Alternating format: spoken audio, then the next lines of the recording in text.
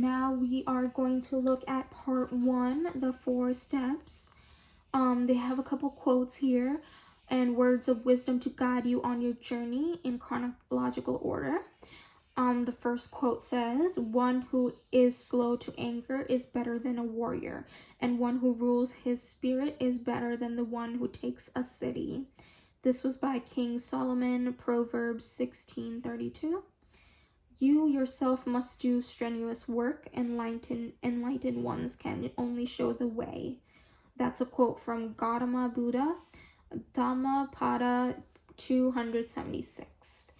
Next quote is, "Be not deceived, God is not mocked, for whatever you may sow, that you will also reap," by St. Paul the Apostle, Galatians 6:7. "God helps those who help themselves." Benjamin Franklin, Poor Richard's Almanac, 1736. Okay, so that was the last quote that says, "God helps those who help themselves."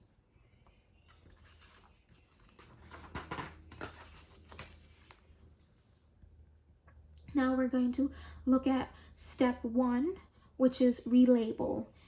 It's not me, it's my OCD. And again, step 1 is relabel, step 2 is reattribute, step 3 is refocus, and step 4 is revalue. Step 1, relabel, answers the question, what are these bothersome, intrusive thoughts? The important point to keep in mind is that you must relabel these unwanted feelings, urges, and thoughts and behaviors. You must call them what they really are. They are obsessions and compulsions. You must make a conscious effort to keep firmly grounded in reality. You must strive to avoid being tricked into thinking that the feeling that you need to check or to count or to wash, for example, is a real need. It is not. Your thoughts and urges are symptoms of obsessive compulsive disorder, OCD, a medical disease.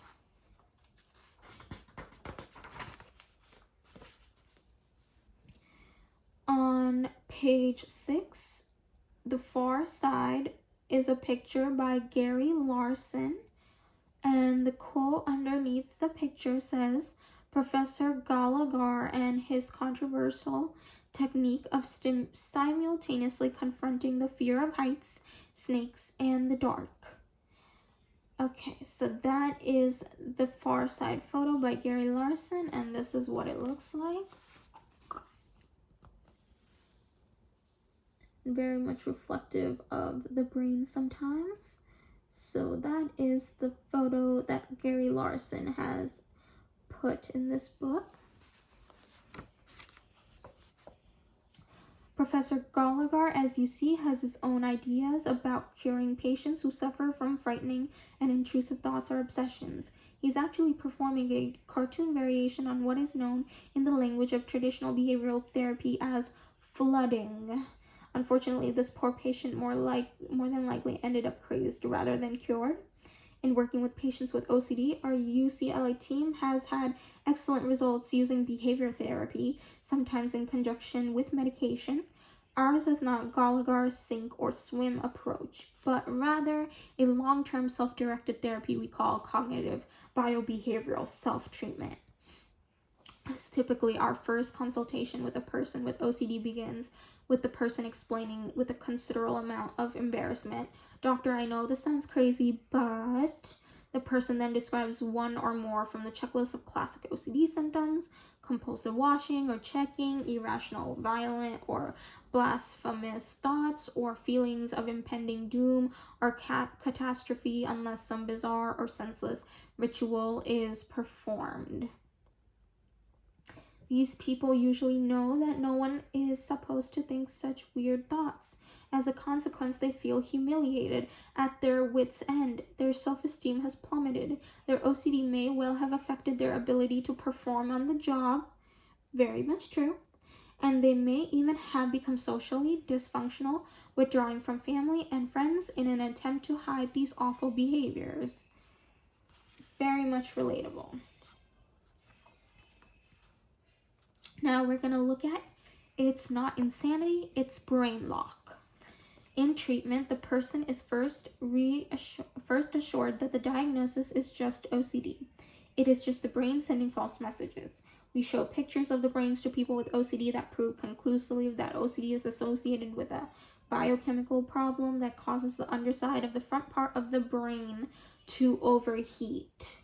In short term, the person is suffering from brain lock. The person has become stuck in an inappropriate groove. The key to unlocking the brain is behavior therapy, and that begins with the relabeling step. Relabeling simply means calling the unwanted thoughts and urges by their real names. Obsessive thoughts and compulsive urges. These are not just uncontrollable feelings like maybe it's dirty, but gnawing and unremitting obsessions. Not just bothersome urges to check for the fourth or the fifth time, but brutal compulsive urges. This is war, and the enemy is OCD. In fighting back, it is critical to keep in mind what the enemy really is. The person with OCD has a powerful weapon to knowledge that it's not me, it's OCD. He or she works constantly to prevent confusing the true self with the voice of OCD.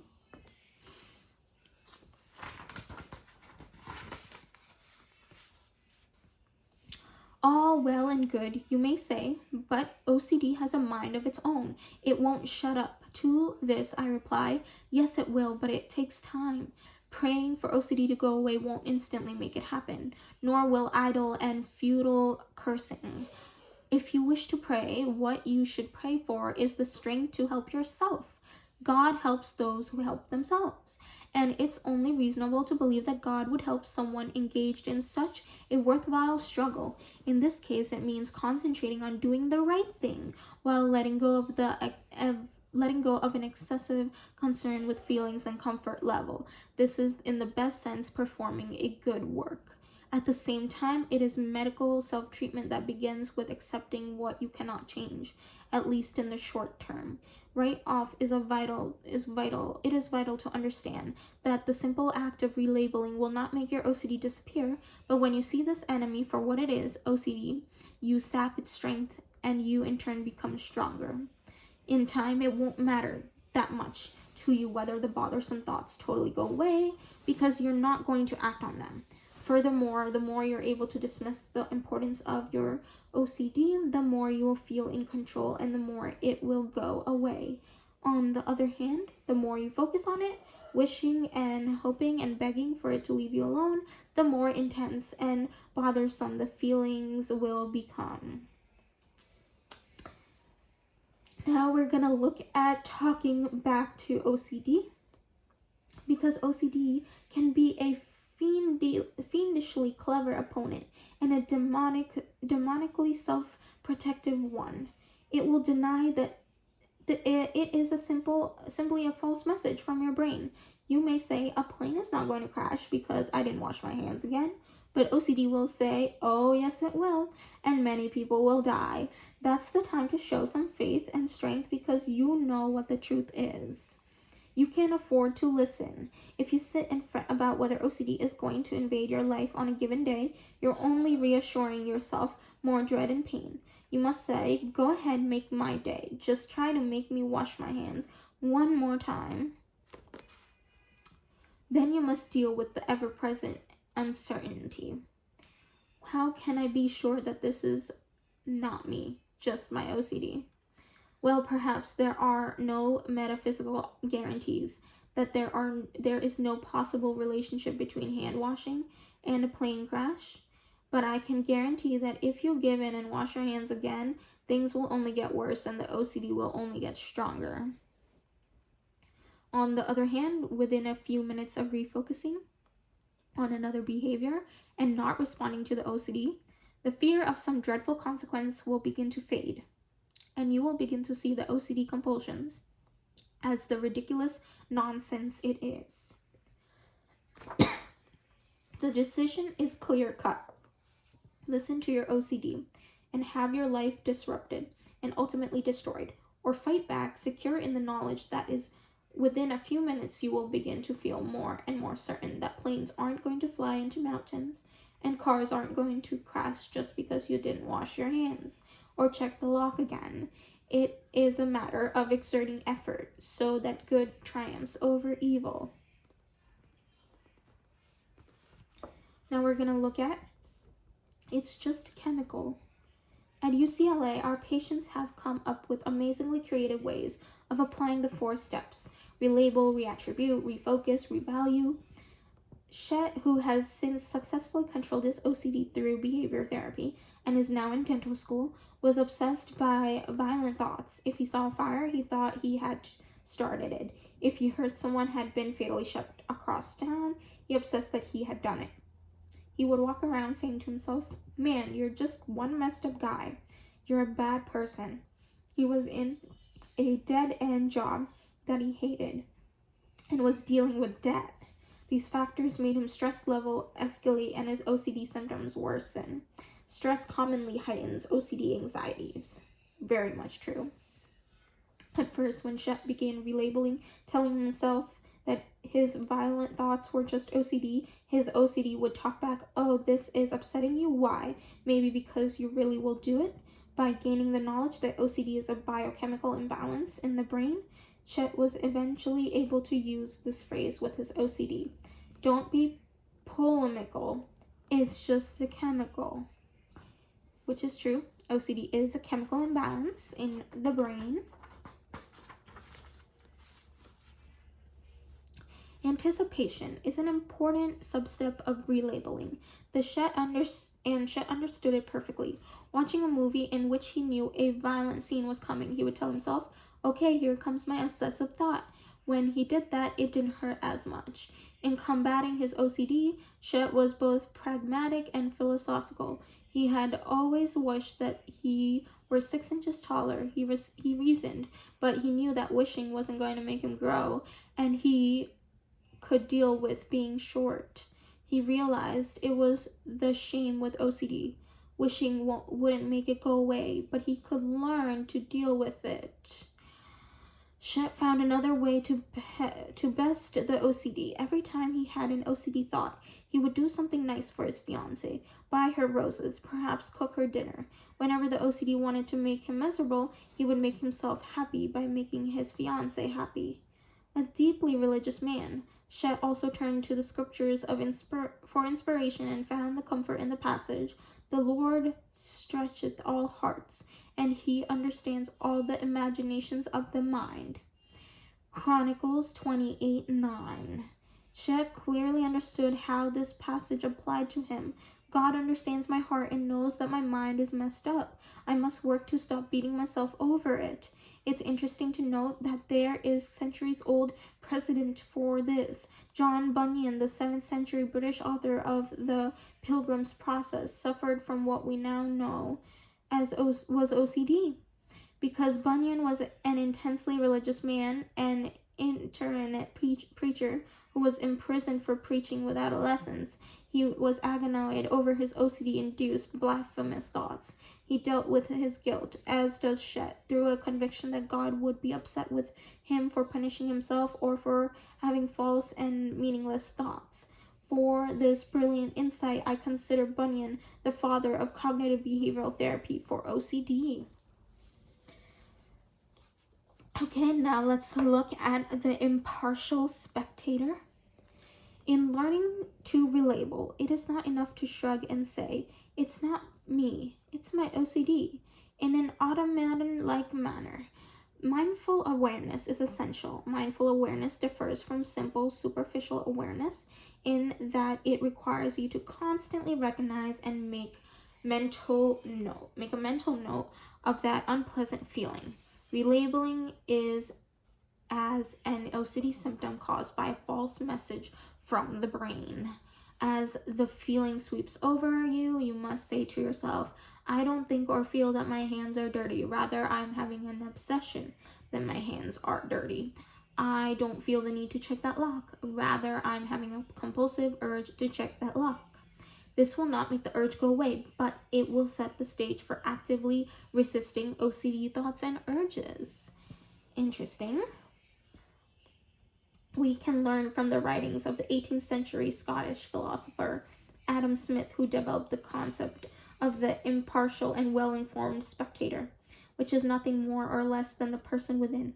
Each of us has access to this person inside us who, while fully aware of our feelings and circumstances, is nonetheless capable of taking on the role of spectator or impartial observer. This is simply another way of understanding mindful awareness. It enhances our ability to make mental notes, such as "that's just OCD." In relabeling, you bring into play the impartial spectator, a concept that Adam Smith used in the central feature of this book, The Theory of Moral Sentiments. He defined the impartial spectator as the capacity to stand outside yourself and watch yourself in action, which essentially is the same mental action as the ancient Buddhist concept of mindful awareness. People with OCD use the impartial spectator when they step back and say to themselves, "This is just my brain sending me a false message. If I change my behavior, I'll actually be changing how my brain works." It is inspirational to watch people with OCD shift from a superficial understanding of their disorder to a deep mindfulness that allows them to overcome their fears and anxiety, to mentally organize their responses, to shift gears, and to change their behaviors. This process is the basis for overcoming OCD. Once a person with OCD learns behavioral therapy and resolves to change his or her response to an intrusive, painful thought by not performing some pathological behavior. Willful resolve kids in "I'm not going to wash my hands, I'm going to practice the violin instead." But in the beginning, the person is bestest with fear and dread and may very well have catastrophic thoughts such as, "But then my violin will get contaminated."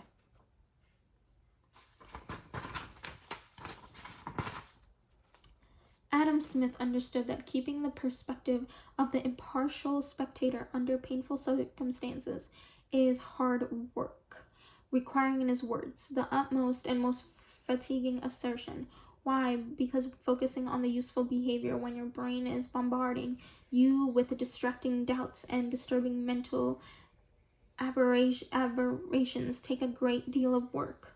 Of course, performing a compulsive behavior repeatedly and nauseam is also exhausting, but it is exhausting with no positive payoff.